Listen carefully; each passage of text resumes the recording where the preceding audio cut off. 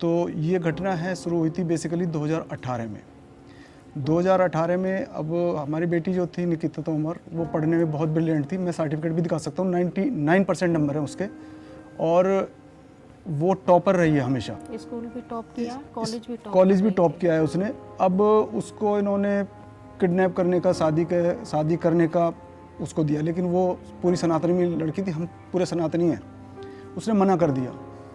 तो इन्होंने क्या किया, फिर उसको एक दिन मैंने एक नया मोबाइल दिया था, वो मोबाइल गाड़ी में छीन कर रख लिया। जैसे रोड पे खड़े हैं, अपनी गाड़ी लगाई, वो कॉलेज से जैसे निकल रही है, उन्होंने छीन के फ़ोन गाड़ी में डाल लिया।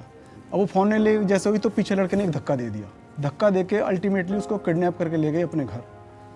वहाँ ले जाके उस पर शादी करने का प्रेशर डाला सभी लोगों ने, और धर्म बदल के शादी करने का प्रेशर डाला। और वो नाम भी बता सकता हूँ सारी चीज़ें। तो उसके बाद उसने मना कर दिया। अब हमने ढूंढा कहाँ पे क्या है, रिश्तेदारी में नहीं मिला। ऐसे केसों में सपोर्ट नहीं करती सर, मेरा अपना एक्सपीरियंस है आज तक का भी, सपोर्ट नहीं करती ज़्यादा। तो हमारे एक जान पहचान के थे पुलिस में, हमने उनको बोला और उन्होंने पता निकाल के वो उनको ले आए। अल्टीमेटली कोई गलत काम नहीं हुआ, ऐसा कुछ नहीं था, बट उन्होंने धर्म बदल के उसको बोला धर्म बदलो और शादी करो मुझसे, तो उसने मना कर दिया। अल्टीमेटली वो आ गई। उसके बाद कॉलेज जाने के लिए मैं, मेरी वाइफ या मेरा लड़का उसके साथ जाते थे। तो उन्होंने क्या किया, अपना 2 लड़के थे, रेहान और तौसीफ, जिन्होंने अपनी इतनी बड़ी बड़ी दाढ़ी बनाई, मतलब वेशभूषा ऐसी बना दी कि वो है ही नहीं। और उन्होंने वाच किया कि भी किस किस दिन पेपर हैं इसके, ग्रेजुएशन के किस किस दिन पेपर हैं। तो उन्होंने जो भी लास्ट के 3-4 पेपर थे सारा वाच किया जाके, जो हमारी उसमें लोकेट हुआ है सारा केस में, उन्होंने सारा किया। और लास्ट वाले पेपर वाले दिन 2 लड़के, एक तो गाड़ी लेके खड़ा हो गया और एक बंदा उसका इंतज़ार करने लगा। जैसे ही पेपर दे के बाहर आई, गेट पर पेपर दे के बाहर निकली, तो उसको पकड़ के ले जाने लगे गाड़ी में। तो उसने तो मना किया और छीना झपटी भी हुई। अल्टीमेटली गाड़ी में उनके पास नहीं काबू में आई दोनों के, तो उन्होंने फिर गन से यहाँ पे रख के गोली मार दी उसको। तो ये विधर्मियों की तो आदत है, पीछे से ही वार करना है हमेशा, सामने से तो नहीं कर सकते वो। उसके बाद फिर सारा जो भी केस हुआ, फिर ये सारा पूरा चलता रहा। अल्टीमेटली मैंने भी बहुत स्ट्रगल किया, इसलिए मैंने पूरा दाव पे लगा दिया हर चीज़। मैंने कहा अब मेरी बेटी तो नहीं आ सकती, लेकिन दूसरों की तो बचा सकते हैं, उनको तो अवेयर कर सकते हैं। फिर वो केस चला। केस में भी काफ़ी लोग हैं, हमारे कमिश्नर साहब थे, उन्होंने बहुत ही इस मामले में हमारी सहायता करी, काफ़ी सपोर्ट किया।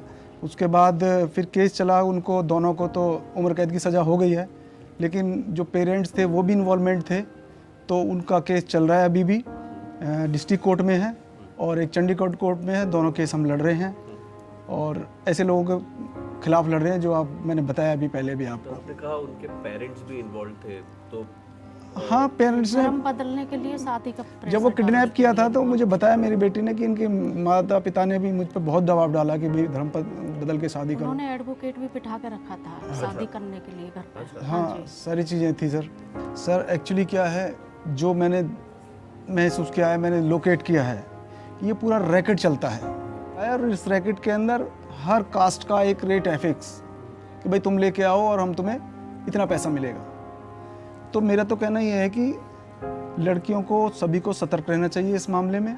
और कोई दोस्त नहीं होता, दोस्त किसी को ना बनाए और अपने सनातन धर्म को ही अपना है। जहाँ माँ बाप कहते हैं वहाँ पे जाएं और ये फालतू चक्रों में ना पड़ें। और ये जो बीमारी बिल्कुल, ये तो लव जिहाद नहीं है, तो आतंक जिहाद है, लव आतंक जिहाद है। ये तो विधर्मीय जिहाद फैला रखा है इन्होंने। बच्चियों को नाम बदल बदल कर फंसाते हैं, फिर धर्म बदलने का प्रेशर डालते हैं उन पर, फिर उनके साथ उल्टे सीधे सारा कुछ करते हैं। तो ये तो बहुत गलत है। हम तो यही कहेंगे सभी बेटियों को कि किसी के चक्कर में इनके में ना पड़ें और अपने सनातन में रहें, अपने माँ बाप के कहना मानें, उसी से करें। और हमारी बेटी ने जो किया है, बेटी का दुख है बहुत, लेकिन गई है, बस तसल्ली ये है कि इज्जत से गई है। तसल्ली यही है कि गई है, इज्जत के साथ गई है। उनके साथ जाती तो पता नहीं क्या करते। वो गन के आगे भी नहीं डरी और लड़ती हुई गई है। सबसे बड़ी बात है सर, और ये लड़ाई हम भी आखिरी सांस तक लड़ेंगे, चाहे अंजाम जो भी हो। हम अपनी बेटी के लिए तो नहीं लड़ रहे, क्योंकि वो तो आएगी नहीं। हम तो दूसरी बेटियों के लिए लड़ रहे हैं ताकि और बेटी बचे देश में, ऐसे बेदर्दियों का शिकार ना हो। सर अपील किया हुआ है हाई कोर्ट में फांसी की सज़ा के लिए। देखते हैं हम लोग कहाँ तक पहुँचते हैं। बेटी लड़ते हुए गई है तो लड़ते हुए चाहे हम भी चले जाएं, चाहे लड़ाई लड़ेंगे पूरी। तो लड़ रहे हैं सर हम लोग इस चीज़ के लिए।